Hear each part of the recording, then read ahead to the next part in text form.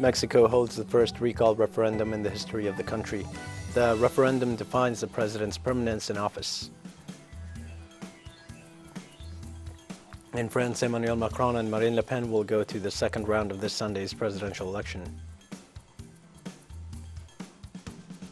And more than 1,000 Tunisians rallied decrying what they said was a power grab by President Kais Saied and his proposed constitutional reforms.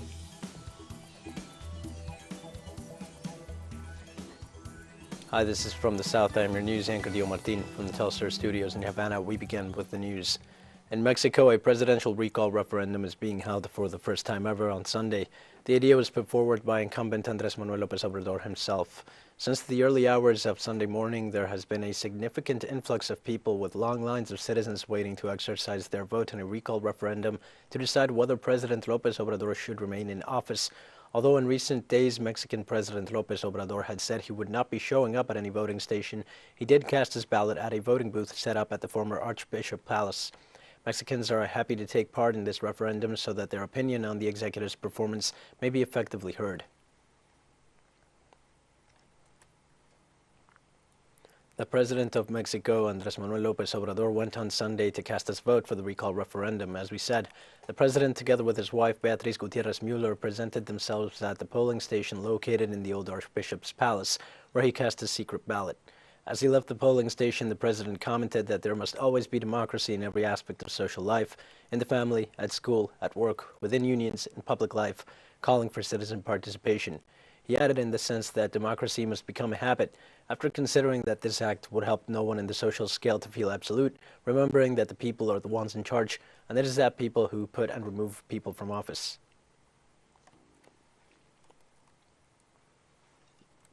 The former Vice President of Ecuador, Jorge Glass, was received by family and supporters after being released from Latacunga prison on Sunday. The former Vice President of the Republic, Jorge Glass, recovered his freedom on Monday by midday after executing the habeas corpus granted by the judge of the multi-component judicial unit of Manglar Alto in Santa Elena. After considering that the physical and psychological integrity of the former Vice President was at risk, Glass's release was scheduled for Saturday night, April 9th. However, Glass's lawyer informed that due to the dactyloscopy process, it had to be postponed. The former Vice President was received by hundreds of citizens gathered outside the Latacunga prison in the early hours of the morning, waiting for his release.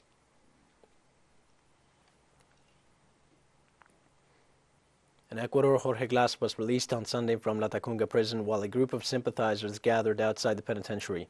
Glass was finally released on Sunday 10th after a judge from the parish of Santa Elena, Javier Moscoso, granted him habeas corpus. For his part, the defense attorney Edison Loaiza explained that he had not been released on Saturday as expected due to the lack of the fingerprint examinations procedure. The entrance to the penitentiary center was surrounded with metal fences and other security measures, while demonstrators chanted slogans in favor of Jorge Glass.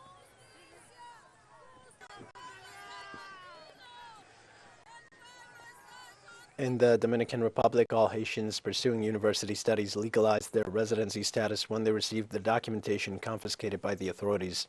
Port-au-Prince's foreign ministry informed that the 206 passports with student visas that had not yet been issued have already received the legal status after they were confiscated by the Dominican government in May 2021, following a harsh exchange of declarations between the president, Luis Abinader, and the then foreign minister of Haiti, Claude Joseph. Likewise, the diplomatic representation of Haiti in the Dominican Republic pointed out in a press release that the 1,205 visas and passports pending since 2021, whose validity expired due to the delay in the procedures, were renewed.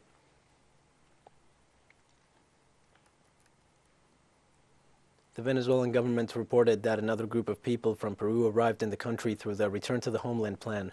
Today, a new group of fellow countrymen from Peru returned after a new day of the Return to the Homeland plan to continue filling Venezuelan families with hope and joy, said the Foreign Ministry of the Caribbean country on its Twitter account.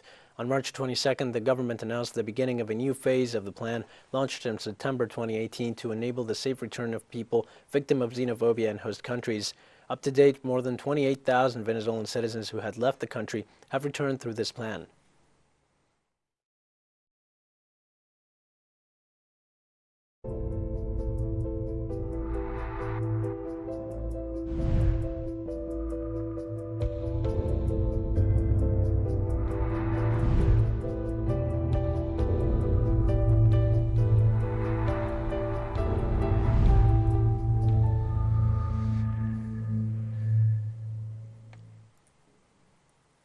Shanghai has taken measures to deal with food shortages as the city entered the second week of complete lockdown due to the highly contagious Omicron BA.2 variant. More delivery workers have been able to get back to work. It was estimated that about 3,000 additional workers could participate in Shanghai's distribution of supplies. Shanghai Vice Mayor Zhang Ming said on Saturday that the lockdown could soon be lifted or eased in communities that report no positive cases within 14 days after another round of citywide COVID-19 testing. China's top health official Liang Wenyan said in an interview with CCTV that the current control measure, the so-called targeted zero COVID approach, was proved effective as Shanghai hadn't seen an exponential increase in positive cases.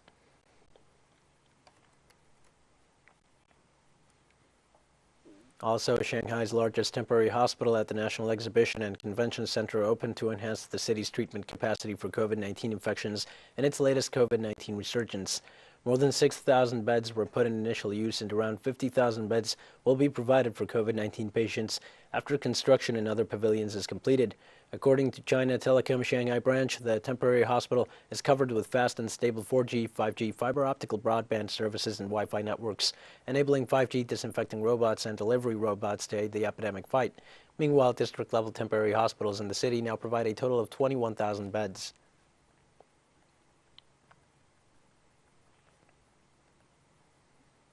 Experts called for caution as COVID-19 continues to spread in Europe and puts strain on health systems in some European countries. In Germany, more than 22 million confirmed COVID-19 cases have been reported as of Saturday, an increase of more than 150,000 over the previous day, according to the Robert Koch Institute. In addition, 300 new deaths had been reported, bringing the death toll to more than 130,000. French health authorities on Saturday reported more than 140,000 new coronavirus cases and 74 related deaths in the past 24 hours. In Britain, data from the Office of National Statistics suggested that case numbers in the country remain high, with nearly 4.9 million people estimated to have been infected with the coronavirus in the week ending April 2nd.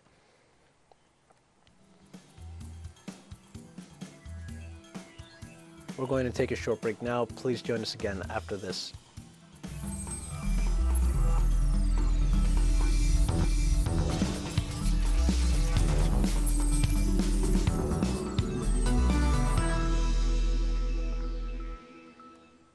Hi, and welcome back to From the South. Updating the elections count in France, candidates Emmanuel Macron and Marine Le Pen passed to the second round of the presidential election so far, according to the official count. With 81% of the votes registered, current President Emmanuel Macron of the Republican the Move party leads the race, having achieved 27.42% of the votes. The far-right candidate of the National Rally Party, Le Pen, tallies 25.01%. Following the second round, rivals is a candidate for the France Insoumise Party, Jean-Luc Mélenchon, with 20.40% of votes. Reports indicated that the attendance of this first round was 75.01% of the electoral roll, around 2% less than that registered in the previous elections of 2017.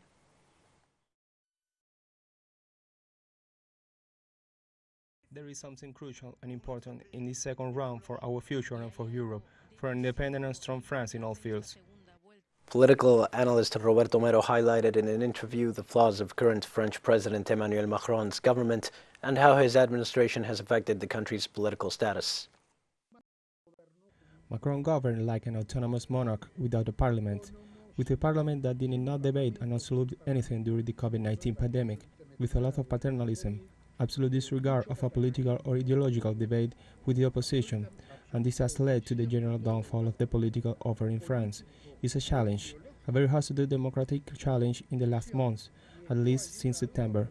Macron tried to steer out of improving his image amid the overview of the situation, trying to end it by any means, but he never ruled with any rate over 23 or 24% of votes.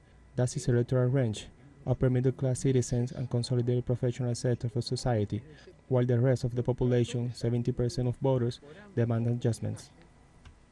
And with other electoral news, but this time in the land down under, Australian Prime Minister Scott Morrison called a federal election for May 21st. The Premier's ruling coalition holds 76 seats in the House of Representatives, the minimum needed to retain power. Polls suggested there will be a change of government, with the opposition Labour Party led by Anthony Albanese tipped to take office. Earlier today, I visited His Excellency the Governor-General and advised him to call an election for the House of Representatives and half of the Senate on May 21, and he accepted my advice. And I know Australians have been through a very tough time. I also know that Australia continues to face very tough challenges in the years ahead.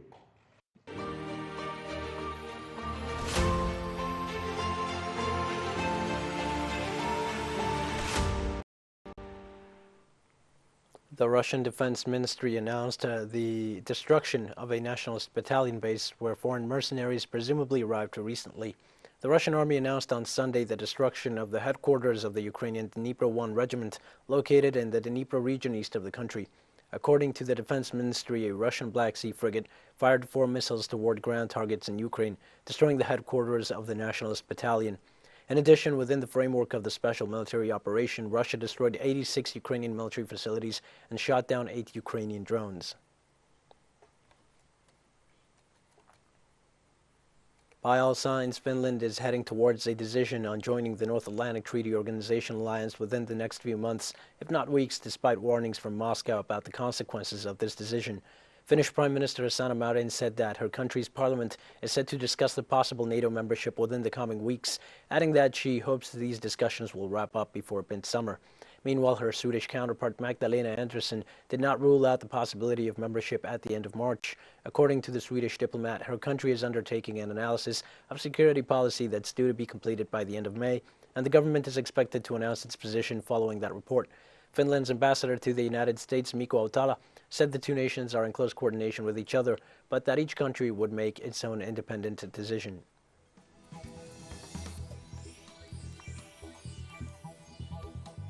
We have more news coming up after one final short break. Please stay with us.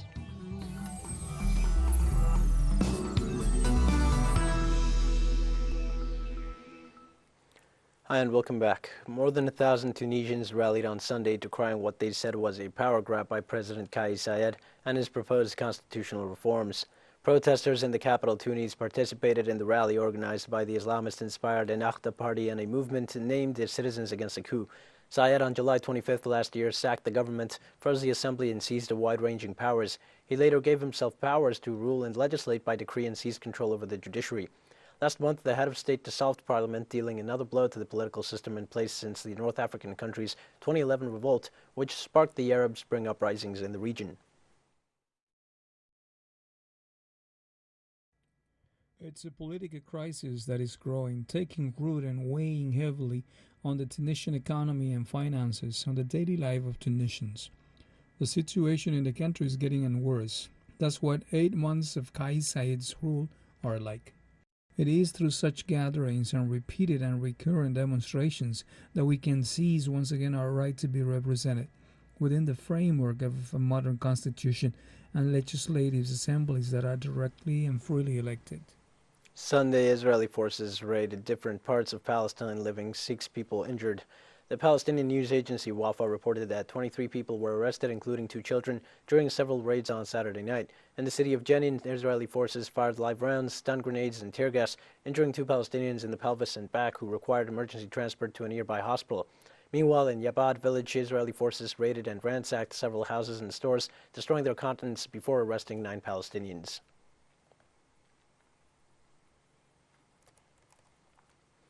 Meanwhile, Israeli Prime Minister Naftali Bennett granted the security forces full freedom of action following a deadly shooting in Tel Aviv, the latest in surge of attacks. We will be at every place, at any time, as need to cut off these terror attacks. Israel is going to on defensive. During the weekend, we conduct a situation assessment. The EDF, Shin Bet, and police are operating around the clock in order to restore security and cut off this way of terror. I repeat, there are no restrictions whatsoever on the EDF and Shin Bet and other security forces in the war against terror. Syria's air defense forces fended off an Israeli missile attack targeting the central region of the Arab country. The Israeli Air Force launched a targeted attack aimed at the province of Hama. The Syrian air defense forces managed to shoot down most of the projectiles. However, there were reports of property damage. Syrian authorities reported that no lives were lost. Israel is systematically attacking Syrian territory despite Damascus's numerous complaints to the United Nations Security Council that these actions violated sovereignty and threatened regional stability.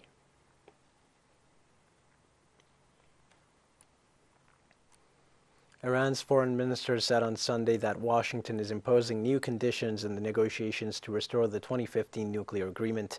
Hossein Amir Abdollahian stated the United States is interested in proposing and imposing new conditions outside the negotiations.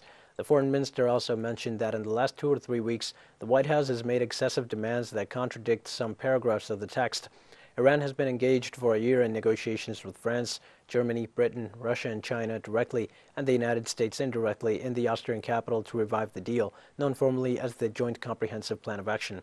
The 2015 nuclear agreement gave Iran sanctions relief in exchange for curbs on its nuclear program to guarantee that Tehran could not develop a nuclear weapon, something it has always denied wanting to do.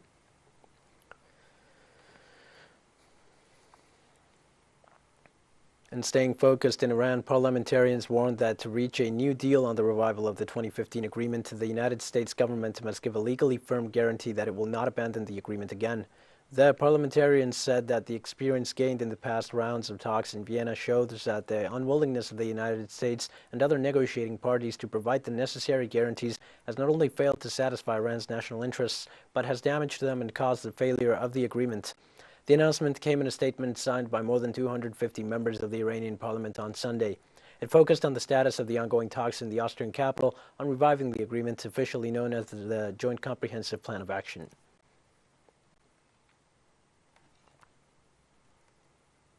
The Polisario Front, Western Sahara's independence movement, on Sunday said it was severing ties after Madrid backed Morocco's plan giving autonomy to the former colony. Spain has supported the autonomy plan as a way to resolve a long-running dispute over Western Sahara, which Morocco considers as its own territory. But the Polisario, backed by Algeria, has rejected the autonomy proposal and wants an independence referendum. The Polisario said the plan aimed to legitimize the annexation of Western Sahara, ignoring the inalienable rights of the Sahrawi people to self-determination and independence.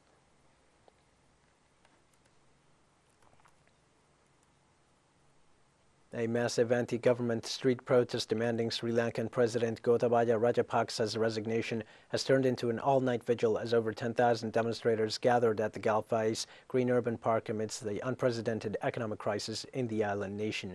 Sri Lanka is facing its worst economic crisis since gaining independence from the United Kingdom in 1948. People have been protesting for weeks over lengthy power cuts and shortage of gas, food and other basic goods. Protesters from all walks of life marched into Galfais, where Rajapaksa's secretariat is located. By late Saturday, the main Gal road was completely blocked with protesters bringing the traffic to a standstill. Demonstrators claimed that mobile phone signals had been jammed in the area. The protesters included dozens of Muslims who sat in the middle of a blockaded road to break their Ramadan fast.